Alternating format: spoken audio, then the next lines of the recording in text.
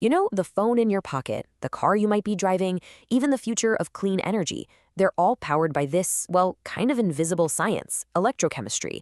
It's basically the study of how chemical reactions can create electricity, and on the flip side, how electricity can drive chemical changes. So today, we're going to decode this hidden power that's literally all around us. Okay, so let's start with a question I think we've all asked, probably in a moment of total frustration. Why does a battery even work in the first place? How does it give life to our devices? And maybe even more importantly, why does it have to die? The answer to both of these, well, it's a really fascinating story of chemical push and pull. You see, that push and pull is everything. Some chemical reactions, they just happen all on their own. They're spontaneous, and when they do, they release energy as an electrical current. But other reactions, nope, they have to be forced. You have to use electricity to make them happen.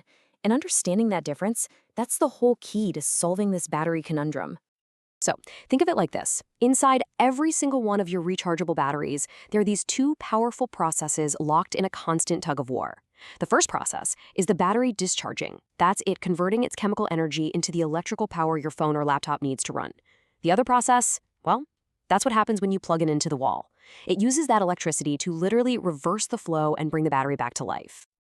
All right, so let's really dive into that first process, the discharging part. We're gonna, metaphorically crack open a battery and see exactly how it generates power from, well, just a few simple chemical ingredients.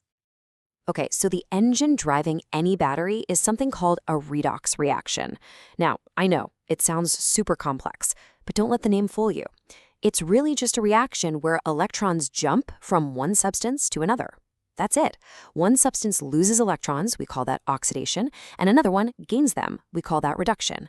And that movement, that flow of electrons from one place to another, well, that is electricity. So, this whole redox reaction thing takes place inside what scientists call a galvanic cell. And that's really just the proper name for the part of the battery that spontaneously converts its stored chemical energy into useful electrical energy. The classic example, the one that really helped us figure all this out, is called the Daniell cell.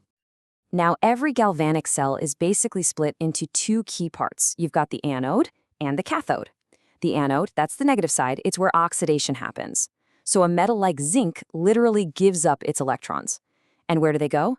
Well, those electrons flow over to the cathode, which is the positive side. That's where reduction happens, and another metal, maybe like copper, grabs those electrons. So let's actually build one step by step. First, you need two separate half cells. In one, you'll have a zinc electrode sitting in a solution of zinc sulfate. In the other, a copper electrode in copper sulfate.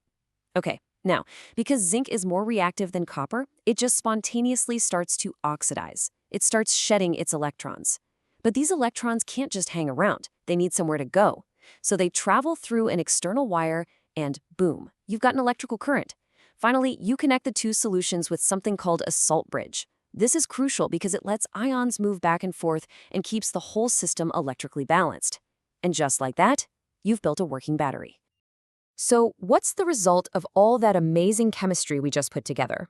Well, that classic zinc-copper cell we just described, it produces a very specific electrical potential, 1.1 volts. And that voltage, that's the push, the force that drives those electrons through the wire and lets you power a device. Okay, so that's how a battery works. But that was only half of our original question, right? We know how it discharges, but what happens when it's dead and you plug it into the wall? How do we flip that chemical switch and run everything in reverse? You know, in concept, it's actually beautifully simple.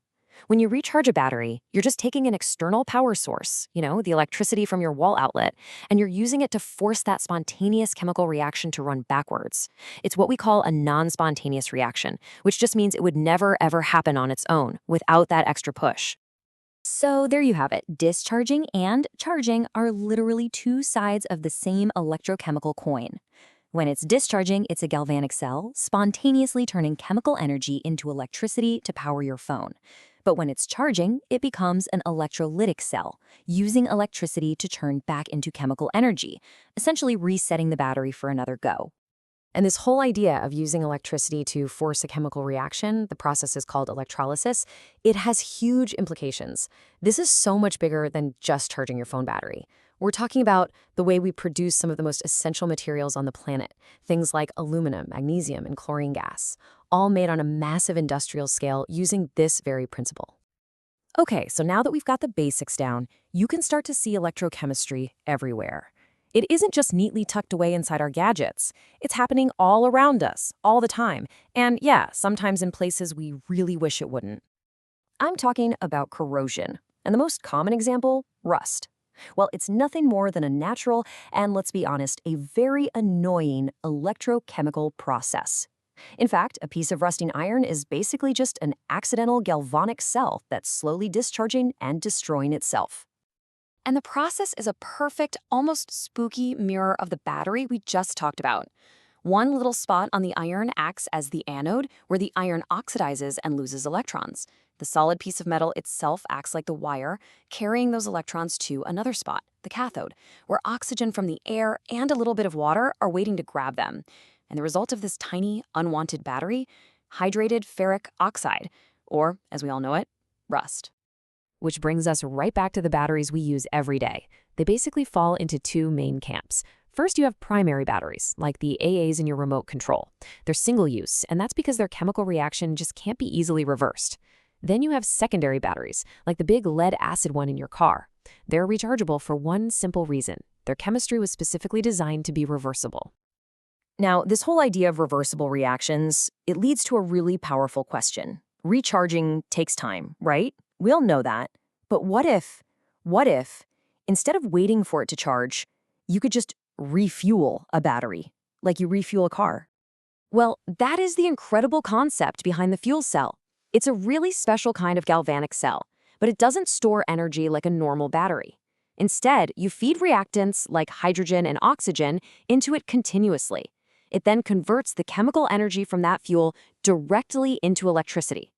And the really amazing part, the game-changing part, is that the only thing that comes out of a hydrogen fuel cell is pure water. And the efficiency is just stunning. I mean, a traditional thermal power plant, the kind that burns fuel to make steam to turn a turbine, it's only about 40% efficient. But a fuel cell, because it skips all that and converts chemical energy directly to electricity, can hit efficiencies around 70%. That is a massive, massive leap forward. So, you see, these electrochemical principles, they're not just about understanding the tech we have today. They are absolutely fundamental to building a cleaner, more sustainable future for all of us. And this is where everything we've talked about just comes together so perfectly. Remember those two opposing processes? You can use electrolysis, that's using electricity to force a reaction, to split water and create clean hydrogen fuel. Then you can use a fuel cell, which is just our old friend the galvanic cell, to take that hydrogen and generate clean electricity, making the fuel and using the fuel. These are the twin pillars of what people are calling the coming hydrogen economy. Yeah, and this makes hydrogen such a powerful alternative. As one source puts it, hydrogen provides an ideal alternative as its combustion results in water only. Both the production of hydrogen by electrolysis of water and hydrogen combustion in a fuel cell will be important in the future. And the key takeaway here is that both of those technologies, they're completely based on the electrochemical principles we've just been exploring. It's a complete, clean energy loop. Which really leaves us with one final massive question. Think about it. We started with a simple, everyday battery, but we've seen how that exact same science can explain why cars rust, how we manufacture key materials, and even how we might power our future. The challenge now is just one of scale. So, can we truly harness these tiny fundamental electron transfers, the very heart of electrochemistry, and use them to power our entire planet?